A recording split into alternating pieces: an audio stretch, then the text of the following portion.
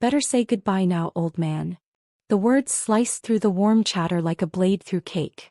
My brother's glass was raised high, catching the yellow glow of the dining room chandelier. His voice carried a little too loud, just enough to hush the room. It wasn't a joke. It wasn't a toast. It was a declaration. What would you do if someone mocked the man who raised you, in front of everyone? This story will stay with you long after the final line. I sat beside Dad at the head of the table, my hands folded neatly on my lap. My heart didn't race. It slowed. I stared at my brother's smirking face and the woman beside him, his wife, wearing that same smug expression she always reserved for moments she thought she'd won. I gave her nothing back. Not a word. Not a glance. Just the faintest smile. The clock on the wall read 7:42 p.m. The air smelled of cinnamon cake, roasted chicken, and old wood, the scent of this house. A house my father built with his hands. A house that held decades of birthdays, arguments, celebrations, and tears. And tonight, beneath all that warmth, something rotten was spreading through the room like smoke. My brother took a sip, eyes glinting with arrogance. To new beginnings, he added, clinking his glass against his wife's. Her nails were painted a sharp red, and she tapped the rim of her champagne flute like a woman waiting for her prize. No one laughed. Not really. There were polite chuckles from two cousins who didn't know the history. My aunt cleared her throat awkwardly. Dad's eyes lowered. He forced a weak smile, his frail hands resting on the edge of the table. His shoulders looked smaller this year. His once booming laugh had been replaced with quiet nods. I reached under the table and gave his hand a light squeeze. He didn't look at me, but I felt his fingers tighten slightly around mine. A small, trembling response. Inside, something in me clicked into place. Not rage. Not panic. Just precision.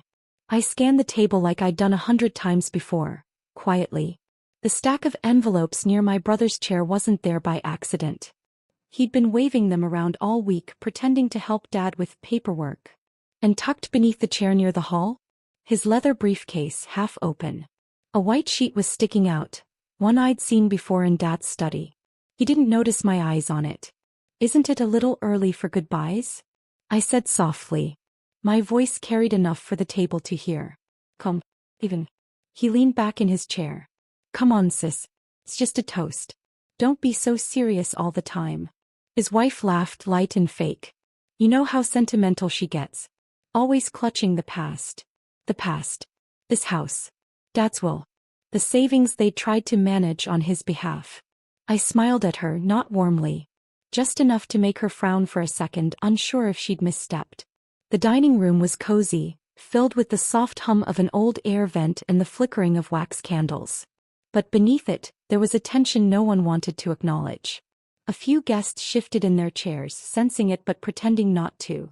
That's what families do. They paint over cracks with polite conversation. "Speech," one cousin called awkwardly. "Come on, let's hear from the birthday man." Dad cleared his throat, tried to stand, then sat back down. "Thank you, everyone," he said quietly. "I'm just happy to have family here tonight." His voice trembled on the word family. My brother clapped him on the back too hard. "Don't get all emotional now. You've had a good run." Something in the room went still. Aunt Mary's fork froze halfway to her mouth. My cousin looked down. His wife beamed. She loved scenes like this. Subtle little power shifts masked as jokes. I looked directly at my brother now. "What exactly are you toasting to?" He tilted his head. "The future. Change. You'll see." There was the slip. The quiet threat tucked between his words. He wanted everyone to know something big was coming, his victory, not ours. I leaned back slightly, letting my eyes wander across the walls. Framed family photos, wedding pictures, Christmas mornings. All rooted in this house. They were trying to take that away from him. From us. But here's the thing they didn't know. I wasn't just watching. I'd been preparing. For months I'd kept my ears open. I'd noticed which drawers they locked when I entered the room. Which phone calls they stepped outside to take. Which documents went missing from Dad's study only to reappear days later with different signatures. I had copies. Photos. Dates.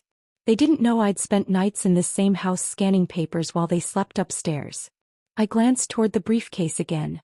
My pulse didn't rise. It steadied, like a hunter watching a trap. A small subplot unfolded naturally as my niece, Lily, walked in with a tray of coffee. She's 15, sharp, observant. She whispered near my shoulder, "Why's Uncle acting weird?" I gave her a gentle smile. "Grown-up stuff," I whispered back. But my eyes didn't leave my brother's face. She followed my gaze, saw the tension, and quietly set the tray down before slipping away. Even a teenager could sense the shift. My brother cleared his throat. "Anyway, this house has served its purpose. Time to move forward. Right, Dad?" Dad didn't respond. He looked at his plate. That silence was louder than any shout. His wife leaned in, fake sympathy dripping from her tone. "We just want what's best for him, you know. Things change." I tilted my head slowly. "And who exactly decided what's best for him?" She blinked, caught off guard by the calmness. "Well, we've been helping. Handling things." "Handling," I repeated softly. "Right." My brother shifted in his chair. "Let's not make this a thing, okay? Tonight's about Dad." I let a beat of silence hang between us. Then another. The air thickened. I could feel everyone's eyes flicking between us, unsure if they should intervene. This wasn't a loud fight. This was quieter. Sharper. Like the kind that happens in good families when bad things grow in the dark. Finally, I leaned forward, elbows on the table. "You're right," I said. "Tonight is about Dad. So maybe you should think a little more carefully about what you toast to in his house." For the first time that night, his grin faltered. Just a flicker, but I saw it. His wife's hand tensed around her glass. The clock ticked loudly in the silence. 7:59 p.m. In the hallway, the furnace kicked on, sending a low hum through the vents. The chandelier lights buzzed faintly. Tiny, mundane sounds suddenly felt louder, sharper. I stood slowly, smoothing my hands against my skirt. My chair scraped lightly against the wooden floor. "Excuse me for a moment," I said, my tone light, almost bored. As I walked toward the hallway, I caught a glimpse of that briefcase again. No one noticed when my hand brushed against it for a split second. No one saw the tiny folded paper I slipped into my sleeve, a document I'd recognized from weeks ago. I didn't need to explain. Not yet. I turned back at the doorway, meeting his eyes across the room. He raised his glass again, this time slower, unsure. I smiled. The kind of smile that meant "I'm not scared of you anymore." And I held his gaze. Letting the tension stretch, letting the room feel it. The birthday cake candles flickered behind me. The warm light hit my face, half soft, half shadow. And just like that, the first move of my plan was made. I didn't look away as I stood in the doorway. His glass hovered midair, his smirk faltering just slightly. The candles flickered behind me, throwing my shadow long across the wall. Then I turned and walked down the hallway, the old floorboards creaking softly beneath my shoes. The laughter resumed behind me. Forced, scattered, the way people laugh when they're unsure if the moment has truly passed. I let it fade. In this house, silence has always been my greatest ally. I moved slowly, trailing my fingers against the wallpaper. It's the same pattern from when I was a girl. Faded roses climbing toward the ceiling, edges lifting near the corners. This house holds sounds in strange ways. You can hear conversations through vents, whispers through walls. If you stand still long enough, it speaks to you. I slipped into the dimly lit study at the end of the hall and closed the door most of the way, leaving it just slightly ajar. The smell of old books and lemon polish filled the air. A single lamp on the desk cast a golden pool of light. Dad's papers were stacked in uneven piles. His reading glasses rested on top of the day's newspaper, the crossword half finished. I pulled the folded document from my sleeve and set it on the desk. It was a legal-looking page. Dad's signature at the bottom, but not quite. The loops were wrong. The slant off. My brother had always been sloppy with details, confident no one would ever look closely. A burst of laughter carried faintly down the hallway. Someone clinked a fork against a glass. But beneath that, through the thin vent in the corner, another sound surfaced. Whispers. Oh, urgent. Coming from the kitchen. I turned off the lamp. The room fell into shadow. I crossed quietly to the vent and crouched, pressing my ear close. "He won't even notice," my brother's voice hissed. "He's practically out of it most days." His wife answered, softer, sharp-edged. "And what about her? She's not as clueless as he is." "She's sentimental," he muttered. "Always was. She doesn't have the stomach to fight me. She never has." I almost laughed, a quiet, bitter sound that never made it past my lips. A chair scraped against tile. Footsteps moved closer to the hallway. I stepped back quickly, sliding behind the half-open study door just as his silhouette passed by. He paused briefly near the doorway as if sensing something, then moved on toward the front porch. I exhaled slowly. The thrill of it wasn't fear, it was clarity. For years I'd let him think I was the quiet one. The sentimental one. But sentimentality doesn't mean weakness. It means remembering exactly what's worth fighting for. I slipped out of the study and padded down the hallway toward the back staircase. The narrow one servants once used decades ago. Creaked like it always had. From the landing I could hear the muffled kitchen whispers more clearly. "She's too attached to the house," his wife said. "You should have pushed him to sell months ago." "It's better this way," he replied. "Once the papers are signed there's nothing she can do." Papers. Plural. I pressed my back against the wall, the cold plaster grounding me. Their voices rose and fell like a current, weaving through the walls. They weren't just talking about Dad's house. There was more. Bank accounts. Transfers. A timing they needed to get right. My fingers brushed against the railing. My nails tapped it lightly, a rhythm that always helped me think. My mind was racing but not chaotically. Strategically. I heard my cousin in the living room ask where I'd gone. Someone replied that I was probably getting sentimental again. They always underestimated me. Always. When the guests finally started leaving around 9:30, the house shifted into its familiar nighttime rhythm. The furnace humming softly, pipes groaning with the first chill of autumn air. I offered polite goodbyes, standing near the door like nothing was wrong. My brother hugged Dad theatrically, loud enough for everyone to see. His wife air-kissed relatives, already talking about upcoming plans. When the door finally shut behind the last cousin, silence settled over the house like a blanket. That's when their real conversations usually began. I pretended to head upstairs, switching off the hallway light on my way. But instead I slipped into my childhood bedroom, the one across from Dad's. The window was cracked open, letting in a thin line of cool air. The moonlight painted faint silver lines across the hardwood floor. From this room, if I left the door slightly ajar, I could hear everything happening in the living room below. It's a trick I discovered at 12, when I used to eavesdrop on Dad's late-night talks with his lawyer about the business. Some walls don't need microphones. They just need a patient listener. Downstairs I heard the rustle of papers. A drawer opening. My brother's low voice. "She's going to be a problem." His wife's reply was colder. "Then handle it." Pause. "Don't worry," he finally said. "She's too soft to fight dirty." I smiled in the dark. They didn't know me anymore. I reached under my bed and pulled out an old shoebox.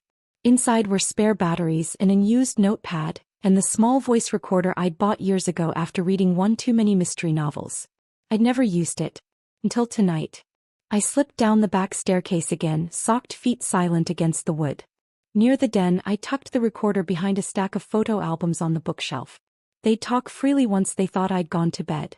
They always did. Then I crept into Dad's room. He was still awake, sitting up against the pillows, a thin blanket over his legs. His reading lamp cast a soft circle of light. "You heard him tonight," he said quietly. Not a question. "I did," I replied. His eyes, tired wise, met mine. "He's not the boy I raised anymore." I sat on the edge of the bed. "No. He isn't." For a long moment we just listened to the house together. The hum of the refrigerator. The ticking of the hallway clock. And beneath it, like a thread weaving through the walls, their voices. Whispering. Plotting. Dad reached over and patted my hand. "I trust you," he said simply. It wasn't dramatic. Didn't need to be. After he fell asleep, I left the room, closing the door gently behind me. Downstairs, their conversation had shifted, louder now. "By next week," my brother was saying. "Once the lawyer signs off, she'll have no say. It'll all be ours." Ours. Not his. I moved to the top of the staircase, leaning just enough to see their figures in the living room. My brother was pacing with papers in hand. His wife was curled up on the couch, smug, a glass of wine dangling between her fingers.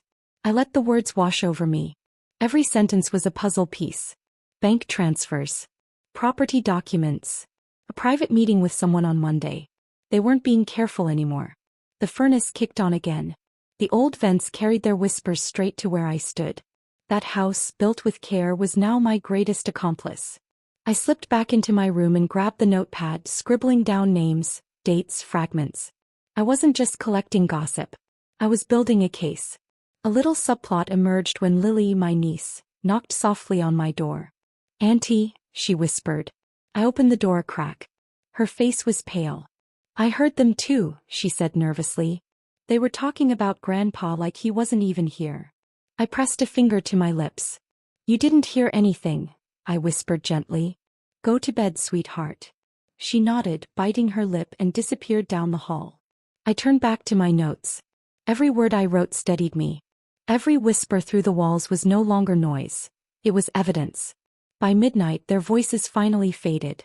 A door closed downstairs. Silence reclaimed the house. I lay in bed with my eyes open, staring at the ceiling. The wallpaper, roses, the vents, the creaks. This house had always protected us. Now it was protecting me in a different way. I wasn't just reacting anymore. I was listening, waiting, and they had no idea. That thought lingered as dawn slowly crept through the curtains. The house was quiet now, but my mind wasn't. I lay there, staring at the faint cracks in the ceiling plaster, feeling the weight of what I'd heard through the walls. Their whispers had given me more than suspicion. They'd given me direction. By 6:15 a.m., the first light stretched across the floor in pale strips.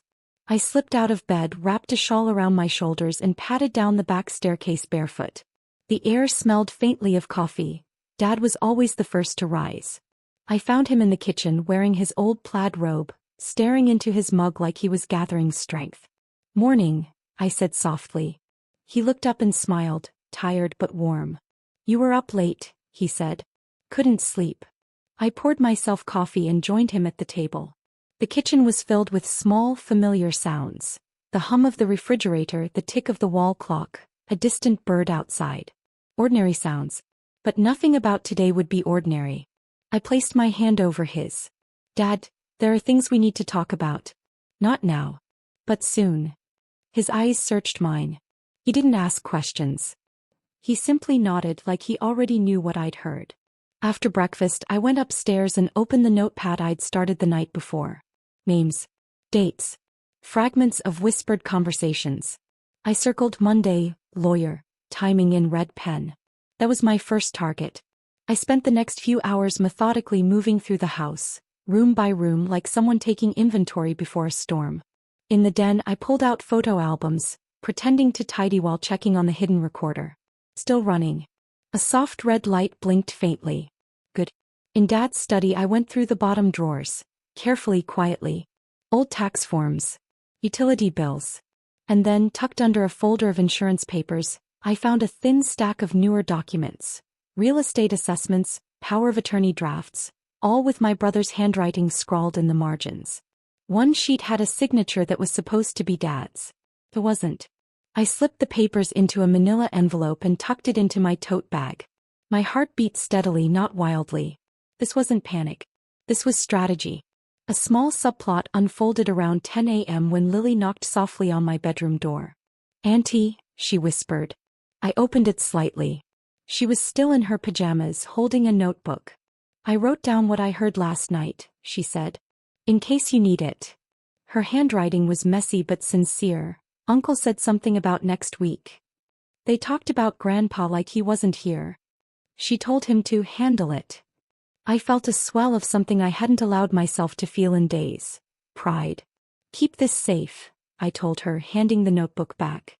"And don't say a word to anyone. Not even your friends." She nodded solemnly. She was sharper than they realized. By midday, I slipped on my coat and headed out. I told my brother I was taking Dad to the pharmacy. He didn't even look up from his phone. Perfect. My first stop was the local bank. I'd known the clerk, Marlene, for years. We'd gone to high school together. She recognized me immediately and leaned in over the counter with a knowing smile. "Haven't seen you in a while," she said. I lowered my voice. "Marlene, I need to check on some activity in my father's accounts." Quietly. Her smile faded. "What's going on?" "Let's just say, I'm worried about things happening behind his back." She nodded slowly, typed something into her computer, and after a few minutes slid a small stack of printed statements across the counter. "Take a look at this," she murmured. I scanned the sheets. Several large withdrawals over the past 2 months. Unfamiliar account numbers. Transfers labeled investment fund in my brother's handwriting. I folded the papers carefully and slipped them into my bag. "Thank you, Marlene," I said quietly. "You didn't see me here." She gave me a firm nod. "Be careful," she whispered.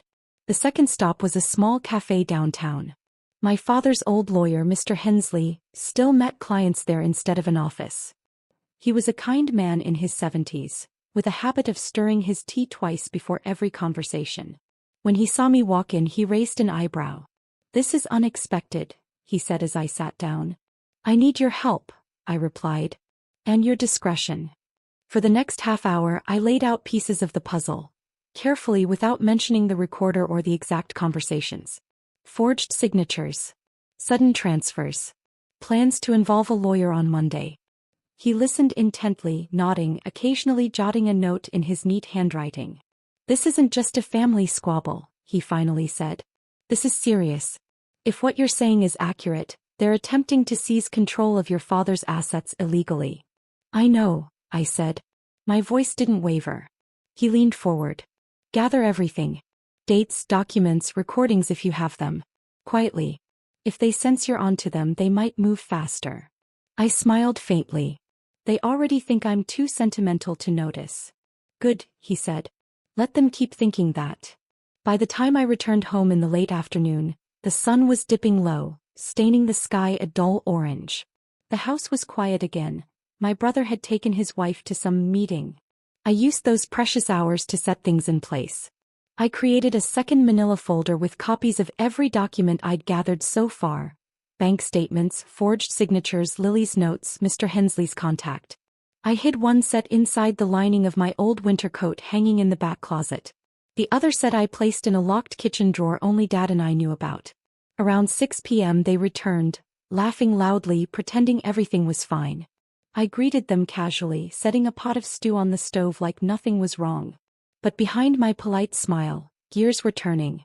During dinner, my brother started talking about future plans again, selling the house, simplifying things for Dad, easing the burden. I played along, nodding occasionally, letting him feel in control. His wife chimed in with thinly veiled jabs about how not everyone handles change well. Inside, I was cataloging every word. Later that night, after they'd gone upstairs, I walked out to the backyard. The air was cool and crisp. I leaned against the wooden porch railing and let the silence wash over me. From here, the house looked almost peaceful. Windows glowing softly, smoke curling from the chimney. But inside those walls, betrayal was blooming. I wasn't afraid of it anymore. I was preparing for it. I pulled out my phone and made a brief call to Mr. Hensley. "Monday," I said quietly. "Be ready."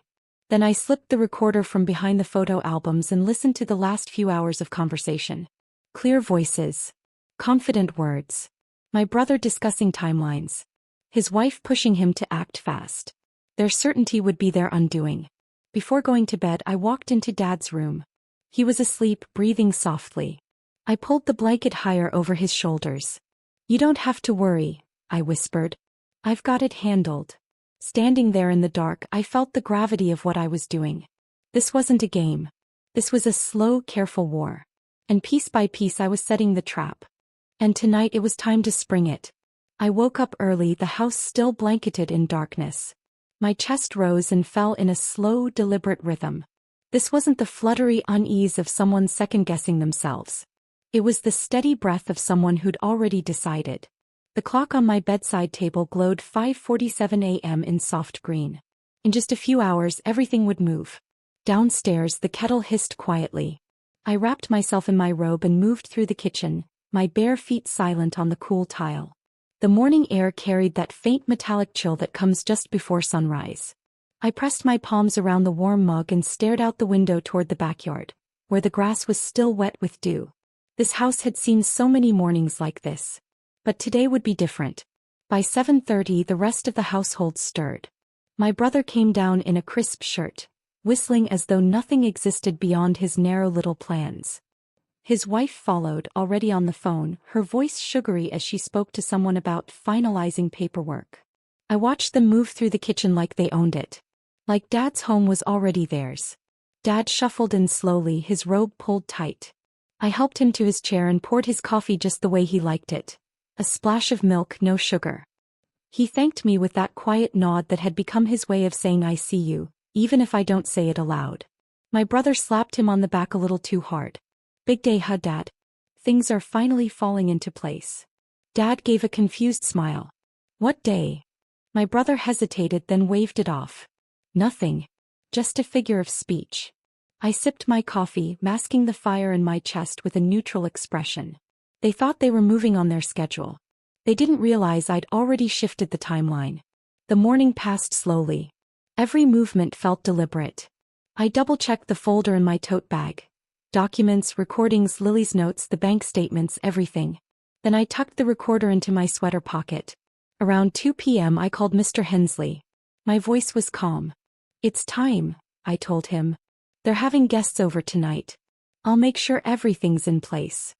I'll be ready, he said simply. By late afternoon, the house buzzed with the kind of false cheer that always shows up before something breaks. My brother had decided to throw a small family dinner to discuss the future. That's what he called it. What it really meant was that he planned to make Dad agree, or appear to agree, to whatever papers he'd prepared. He was setting the stage for control. I watched him decorate the dining table like some sort of benevolent host. Napkins folded. Cheap wine lined up. His wife fussed over candles. It was almost theatrical.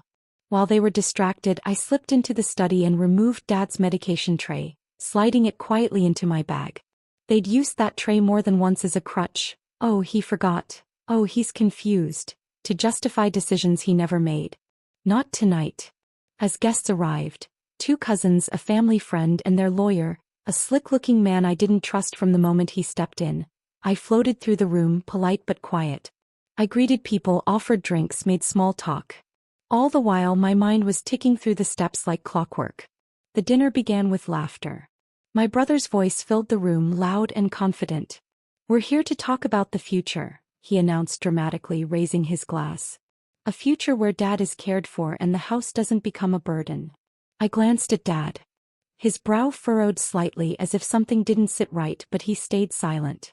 Their lawyer spread out some papers on the table. These are just preliminary agreements, he said smoothly. Nothing binding yet. But it would be wise to act sooner rather than later.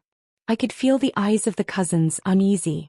They didn't fully understand what was happening, but they sensed the undertow. I leaned forward. And why the rush? My brother's jaw tightened for a split second before he forced a smile. Just being proactive. You always told me to plan ahead, remember? I smiled back, slow and deliberate. Yes, I did. As the conversation continued, I quietly stepped away, pretending to fetch dessert from the kitchen. My hands were steady as I pulled out my phone and made the call to the authorities. Yes, I said in a clear, even tone. I have evidence of financial coercion and forged documents involving my elderly father. I've already spoken to a lawyer. Everything is prepared. The voice on the other end was firm. We're dispatching a team to follow up immediately. Please remain where you are. Thank you, I said softly, hanging up. I returned to the dining room with a pie in hand like nothing had happened. My brother was still basking in his imagined triumph, flipping through papers, gesturing to signatures, convincing the cousins of how smooth this transition would be. His wife leaned in close to the lawyer, whispering something that made him chuckle. Then I saw it. The brief moment where my brother tried to slide a signature page toward Dad while keeping the conversation lively, distracting him. That was the trick. Talking loudly, smiling, keeping Dad confused and slipping in the paper. I stepped forward. Dad, I said clearly, breaking through the noise. Don't sign anything. The room went still. Forks froze midair. My brother's head snapped toward me. Excuse me, he said, his voice suddenly tight. I set the pie down with deliberate care. I said don't sign anything. His wife stood up. What's your problem?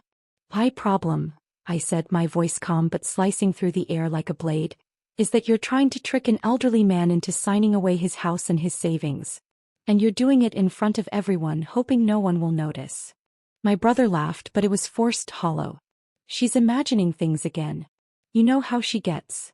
But the guests were looking at him differently now. The cousins shifted uncomfortably. Even their lawyer's face flickered with doubt. And then, faint at first, the sound came, a distant wail rising and falling. Sirens. They were still a few blocks away, but I heard them before anyone else did. I'd grown up in this neighborhood. I knew how sound traveled through these streets. My pulse didn't quicken. It steadied. My brother's wife frowned. "What's that?" I didn't answer. I just watched my brother's face as the sirens grew louder. His smirk cracked like thin glass under pressure. The knocking came sharply at 8:41 p.m. 3 firm raps on the door. Everyone turned. I walked calmly to the entrance, opened it and stepped aside. 2 officers entered, followed by a plainclothes investigator holding a file. "We're here regarding a report of suspected elder financial abuse," she said clearly. The air in the dining room shifted in an instant. My brother stood frozen, his hand still resting on the unsigned paper. His wife's wine glass wobbled in her grip. The lawyer straightened in his chair, suddenly less confident. "This is a misunderstanding," my brother blurted. "We were just..." The investigator held up a hand. "We'll need to speak to everyone present. Separately." They guided Dad gently to the living room, where one officer sat with him, speaking in a calm voice. The other began collecting documents from the table. I handed over the folder I'd prepared, every piece of evidence meticulously organized. As they flipped through the papers and listened to the recorder's playback, my brother's confidence drained visibly. His lawyer quietly packed up his briefcase and muttered something about needing to review the situation. My brother's wife snapped, "You planned this?" I met her eyes without flinching. "Yes," I said simply. Outside, red and blue lights painted the walls of the house, flashing across framed family photos like a warning from the past. The neighbors were starting to peek through their curtains. It wasn't a secret anymore. They separated everyone into different rooms. I sat in the study, answering questions with calm precision, my hands folded neatly in my lap. Every time I gave them a document, a date, a name, the investigator nodded slightly, impressed by how thorough it was. Meanwhile, through the thin walls, I could hear my brother's raised voice growing more frantic. His version of the story was unraveling under the weight of facts. At one point, the officer interviewing me asked, "When did you start preparing all this?" I allowed myself the smallest smile. "The night he made that toast," I replied. When they finally led my brother's wife out to the front hallway for questioning, her earlier composure was gone. She turned to me with narrowed eyes, hissing, "You think you've won?" I didn't answer. I didn't need to. The sound of the officers' radios and the flashing lights said enough. Hours later, as they escorted my brother and his wife out the front door to continue questioning downtown, the night air felt different, cool and clean, as if the house itself had exhaled after holding its breath too long. I stood in the doorway watching the cars disappear down the street, the sirens fading into the distance. But this wasn't the end. Not yet. The flashing red and blue lights painted streaks across the dark street as the police cars disappeared around the corner, their sirens fading like a closing chapter. I stood alone in the doorway, the night air cool against my face. The house behind me was still, not empty, not broken, but still. For the first time in months, there were no whispers through the vents. No sly laughter from the kitchen. No rehearsed speeches over dinner. The old wooden porch creaked beneath my bare feet as I stepped outside. The scent of damp earth and autumn leaves rose with the night breeze. The street was quiet except for the occasional rustle of branches. A few neighbors lingered behind their curtains, their silhouettes flickering in the windows like curious shadows. I took a slow breath. My hands weren't shaking. My heart wasn't pounding. It was steady. Thought. Like the house itself. When I turned back toward the doorway, Dad was standing there. His robe hung loosely, his expression soft but alert. For weeks, maybe months, I'd seen a quiet worry hiding behind his eyes. Tonight that shadow was gone. "They're gone?" he asked. I nodded. "For now." He stepped onto the porch beside me, leaning slightly on his cane. "You did all this." I didn't deny it. I had to. He looked at me not as his daughter for a moment, but as someone who had stood in the fire and refused to burn. There was pride in his eyes, quiet, unwavering pride. Inside, the house felt heavier somehow, as if years of tension had finally settled into the floorboards. The dining table was still covered with half-eaten pie, scattered napkins, and the lawyer's abandoned pen. The papers they'd tried to push toward him lay untouched, neatly stacked by the officers when they'd gathered evidence. I collected the plates, moving slowly, almost ritualistically. After everything that had just happened, washing dishes felt strangely grounding. Warm water. Soap bubbles. The quiet rhythm of stacking plates on the drying rack. This house had always found its way back to ordinary moments, even after storms. By midnight, Dad had gone to bed, his breathing soft and even down the hall. The cousins had left, whispering their support at the door. The officers had finished their questioning. The house belonged to the night again. I sat alone at the kitchen table, the old clock ticking steadily on the wall. This was the moment I'd prepared for. Not the sirens, not the confrontation, but after. The silence. The proof that what I'd done was real. I pulled the folder from my bag one last time and spread everything across the table. Bank records, legal documents, Lily's notes, recordings. Evidence that, piece by piece, had dismantled their entire scheme. Tomorrow this would move forward through legal channels. Tonight it was here in the heart of the home they'd tried to steal. A soft knock startled me. I turned to see Lily standing in the doorway, wrapped in a blanket, her hair a tangled halo around her face. "Are they really gone?" she whispered. I gestured for her to come in. "For now, sweetheart. But there's more to do." She climbed onto the chair beside me, her small hands tracing the edge of the folder. "I was scared," she admitted quietly. "When they were yelling downstairs, I thought, what if they win?" I took her hand gently. "They didn't. And they won't. Not while I'm here." Her eyes lit with something new. Trust, maybe, or a quiet kind of awe. She'd seen me as the soft one too, just like they had. Not anymore. The next morning came slowly, with pale sunlight seeping through the curtains and birds chirping faintly outside. For a moment it felt like any other day. But then the doorbell rang. Mr. Hensley stood on the porch, briefcase in hand, his expression composed. "It's time," he said. We sat at the same dining table where the confrontation had taken place hours earlier. The difference was that now, everything was on our terms. The officers returned briefly to take updated statements. Their investigator handed me a printed document outlining the next steps: temporary freezes on the accounts, a hold on property transfers, and a scheduled court date. "They won't be able to touch a thing until this is resolved," she said firmly. I nodded, feeling the weight of her words settle like solid ground beneath my feet. Later that afternoon, as the house filled with the quiet hum of daytime, the phone rang. It was my brother. His voice was sharp, stripped of charm. "You think you've won?" "I don't think," I replied evenly. "I know. You've ruined everything." "No," I said, my voice calm. "You did that yourself. I just turned on the lights." He cursed under his breath, then hung up. I stared at the receiver for a long moment before setting it back down. That conversation didn't rattle me. Confirmed what I already knew: the power had shifted. And it wasn't going back. By the end of the week, the twist unfolded exactly as I'd prepared it. While they'd been forging signatures and planning their quiet takeover, I had already worked with Mr. Hensley to update Dad's will and power of attorney. Everything had been transferred into a trust under Dad's name, one that required my joint signature for any changes. The house, the accounts, everything. Ironically, their rush to act had triggered the investigation sooner, locking everything down before they could touch it again. It wasn't just about blocking them. It was about removing their hands from the table entirely. Dad signed the final paperwork with steady hands at the lawyer's office. When he finished, he looked at me and said, "I can breathe again." So could I. Lily stood beside me, clutching my hand tightly, her eyes wide as if she were witnessing something bigger than she could fully understand. Maybe she was. Maybe this was the moment she'd remember when she was older. The day the house didn't fall into the wrong hands because someone refused to stay silent. That evening, as the sun dipped low, painting the sky gold and pink, Dad and I sat on the front porch. The same porch where I'd watched the sirens fade days earlier. The neighborhood was calm. The trees swayed gently. The air smelled of fresh-cut grass. He leaned his cane against the railing and took my hand. "You saved everything," he said quietly. I shook my head. "No, Dad. I just listened.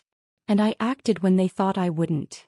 We sat in silence for a while, letting the breeze carry away months of tension. Inside, the house felt alive again, not with whispers or schemes, but with the sound of the floor settling, the faint hum of the furnace, the comfort of something protected. Before going inside, I turned to look at the house one more time. The windows glowed softly in the fading light. This wasn't just a building. It was memory, history, the backbone of a family that almost let it slip away. And now it was safe. Not because someone handed it back. But as I took it back. As the porch light flickered on, casting a warm glow over the front steps, I whispered to myself, "This is my father's house again." If this story gave you chills, subscribe for more dark, emotional revenge stories that prove silence can be the sharpest weapon. Don't miss the next one.